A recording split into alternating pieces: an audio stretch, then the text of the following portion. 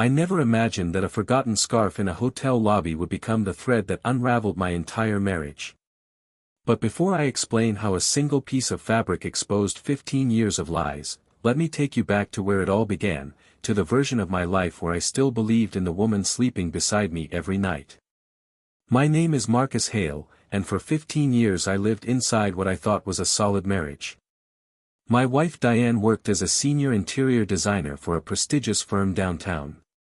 I ran a small but successful IT consulting business from our home office. We had 2 daughters, Emma and Sophie, ages 12 and 9. We lived in a renovated townhouse in the historic district, took family vacations twice a year, and maintained a kind of social calendar that made us look like the couple everyone wanted to be. I trusted her completely. That sentence feels foreign now, like trying on clothes that no longer fit. But back then, trust was the foundation I built my entire world on. Diane had her late client meetings, her weekend site visits, her design expos in other cities. I had my server migrations, my emergency client calls, my own unpredictable schedule. We juggled it all with the practiced ease of 2 people who had learned to dance around each other's chaos. Looking back, I realized that chaos was the perfect camouflage. The changes started so subtly that I almost missed them entirely. It began around March, 3 months before everything collapsed. Diane started taking longer showers, sometimes twice a day, always with her phone balanced on the sink counter within arm's reach. She claimed it was because a new client kept sending urgent messages about fabric samples and paint palettes. I believed her because why wouldn't I? Then came the wardrobe shift. She had always dressed well, professional but understated. Suddenly she was buying clothes I had never seen her wear, sleek black dresses with strategic cutouts, heels that seemed too delicate for construction sites, lingerie that stayed hidden in the back of her drawer. When I mentioned it, she laughed and said she was reinventing her professional image, that the firm was pushing everyone to look more cutting edge for their new luxury clientele. Her phone became an extension of her body. She set a new passcode, something she had never done in 15 years. When I asked about it casually, she smiled and said it was because Sophie had accidentally deleted some important work photos, so she needed to keep it locked.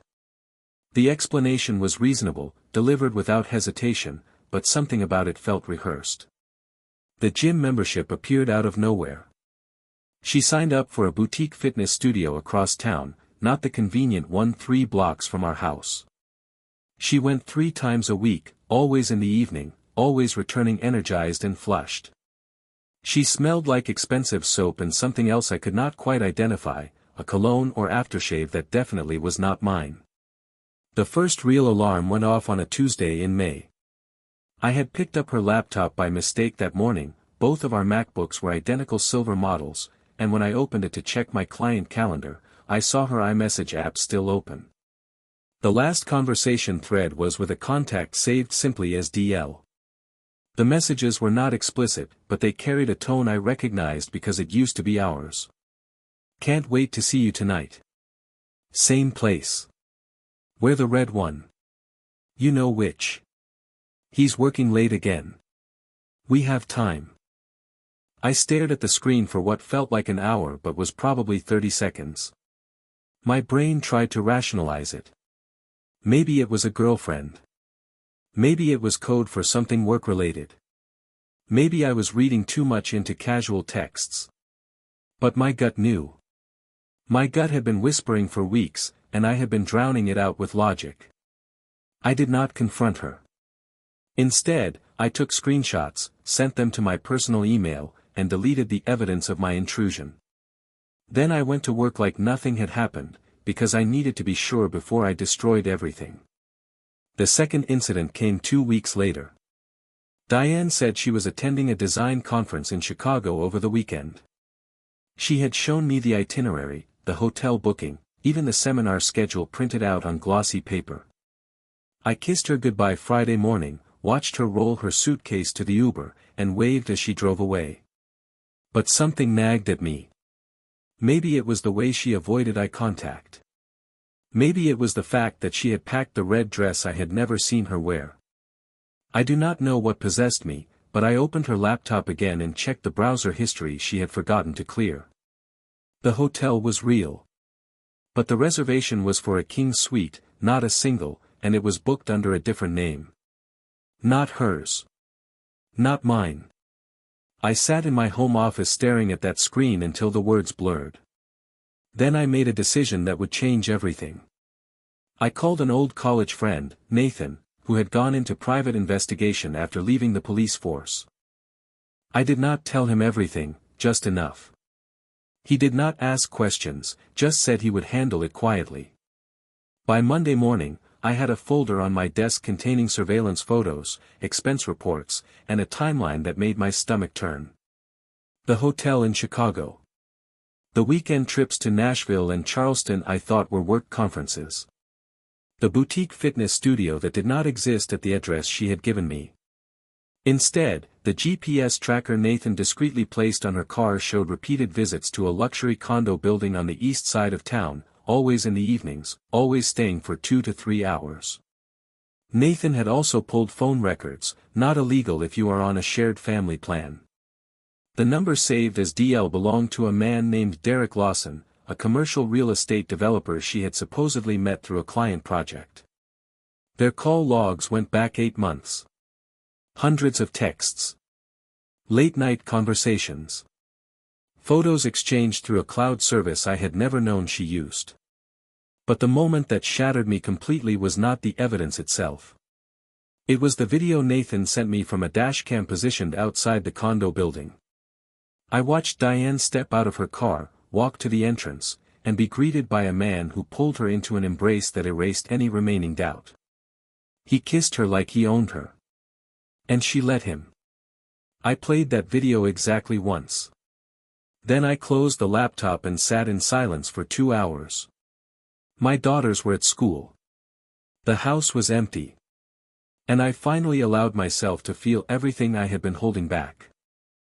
Rage, heartbreak, humiliation, grief for the life I thought I had. But underneath all of it was something colder. Clarity. I did not cry. I planned. I scheduled an appointment with a divorce attorney that afternoon. Her name was Veronica Lang, sharp, efficient, and known for protecting clients in high-conflict cases. I laid out everything. She listened without interrupting, made notes, and then looked up at me with the kind of expression that told me she had seen this story 1,000 times. "We have 2 priorities," she said. "Protect your assets and secure custody of your daughters. Everything else is noise." Over the next week, I worked in silence.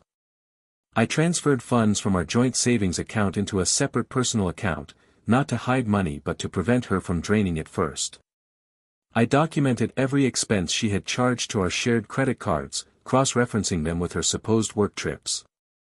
I backed up every piece of evidence Nathan had gathered onto an encrypted hard drive. I also did something I am not proud of but will not apologize for. I installed monitoring software on the family computer she used for work. Legal, since it was technically my device registered under my business name. Within 2 days, I had access to her email, her cloud storage, and her private messages. What I found there went beyond infidelity. It was an alternate life. She and Derek had been planning to run away together.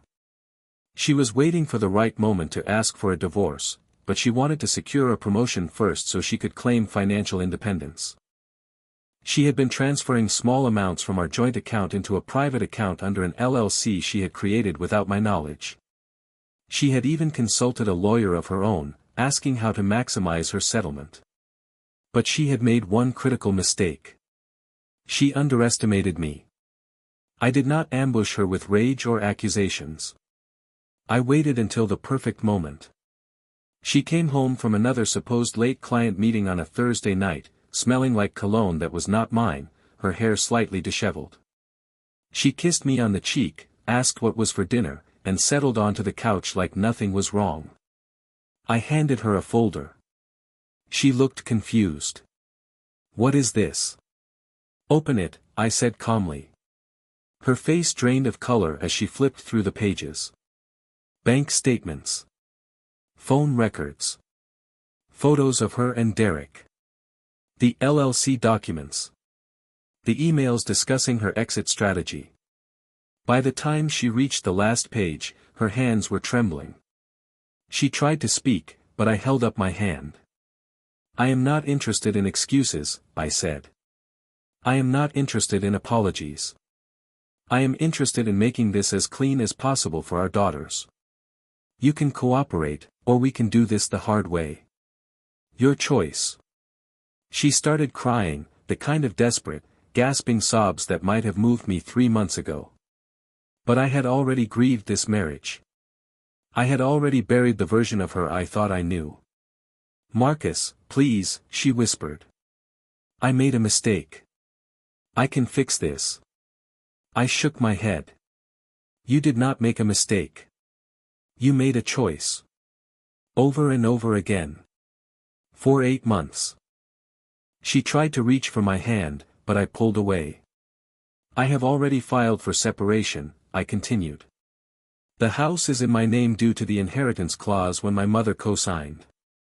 You have until Monday to find somewhere else to stay. My attorney will be in touch. She sat there, shattered, as I walked upstairs to check on our daughters. They were asleep, unaware that their world was about to change. I stood in the doorway of their room for a long time, promising myself I would protect them from the fallout, no matter what it cost me. Diane moved out that weekend. She tried to paint herself as the victim to mutual friends, claiming I had blindsided her, that our marriage had been broken for years. But I had already sent the evidence to the people who mattered, not out of spite, but out of necessity. The truth needed to speak for itself. Her firm found out about the LLC and the misuse of company funds for personal travel. She was placed on leave pending an internal investigation. Derek, it turned out, was also married. His wife reached out to me through my attorney. We compared notes. The timeline was damning. Within a month, Diane had lost her job, her reputation, and any leverage she thought she had in the divorce. The court awarded me primary custody based on stability and her ongoing personal crisis. She was granted supervised visitation until she could prove she had addressed her issues. I did not feel victorious. I felt tired. Months passed. The divorce was finalized. The house was quiet but no longer tense. My daughters adjusted slowly, therapy helped, and I learned to be both mother and father in ways I had never imagined. I threw myself into my business, took on new clients, hired an assistant. I rebuilt my life brick by brick. Diane tried to reconcile once, showing up at the house unannounced, claiming she had ended things with Derek and wanted to repair our family. I listened politely, then closed the door. Forgiveness does not mean reconciliation. I had forgiven her for my own peace, but I would never trust her again. One evening, I found myself sitting on the back porch with a glass of whiskey, watching the sun set over the neighborhood. My daughter Emma joined me, curling up beside me without saying anything. After a while, she asked, "Are you happy now, Dad?" I thought about it. Happiness felt like too big a word. But contentment, peace, clarity, those I had. I am getting there, I told her. She nodded. Me too. And in that moment, I realized that betrayal had not destroyed me. It had forced me to become someone stronger, someone who valued truth over comfort, who protected what mattered instead of clinging to what was broken. Trust is a mirror. Once it shatters, you can glue the pieces back together, but you will always see the cracks. Some people spend their lives trying to restore what was. I chose to build something new. Do you think I did the right thing? Or should I have fought harder to save a marriage that was already gone? I will never know for sure. But I do know this. The man I am now would never tolerate the lies the old me accepted as love. And maybe that is the real victory. Not revenge, not vindication, just the refusal to live in someone else's shadow.